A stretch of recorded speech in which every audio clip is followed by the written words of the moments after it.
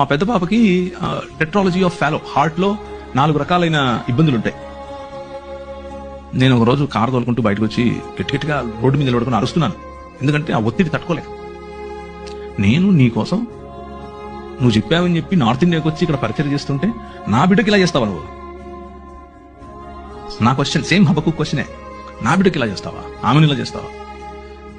ఇక్కడే టైప్లో అనమాట. కమండలో నుంచి నీళ్ళు తీసి టైప్లో. ప్రభు అన్నాడు. ఏం మాట్లాడలేదు ఆయన, ఏం మాట్లాడాల. ఒక 2 ఏళ్ళు నేను అలిగా ఆయన మీద. వాక్యం చెప్తున్నా, తిరుగుతున్నా, మొత్తం ప్రపంచం అంతా వెళ్తున్నా, కానీ ఆయనతో మాటలేవు. అలిగాను అన్న. Then one day God spoke to me and said, చూస్తా ఉండు నువ్వు. ఆ 2 ఏళ్లలో 1 సంవత్సరం తర్వాత ఒక మంచి డాక్టర్ని పరిచయం చేశాడు. ఆ మంచి డాక్టర్ ఆపరేషన్ చేసి కరెక్ట్ చేశాడు. కరెక్షన్ అయిపోయిన తర్వాత ఆమె she's just like any other normal child, no difference. So మనం అనుకుంటున్నట్లుగా కాకపోయినా ఆయన ఈ ప్రపంచంలో నూతనంగా ఏదో చేస్తున్నాడు. దాన్ని మనం నూతన సృష్టి అంటున్నాం. దాన్ని దేవుని రాజ్యం అంటున్నాం. ఆ దేవుని రాజ్యం వచ్చినప్పుడు, నూతన సృష్టి వచ్చినప్పుడు మనకు స్పష్టత చాలా అవసరం.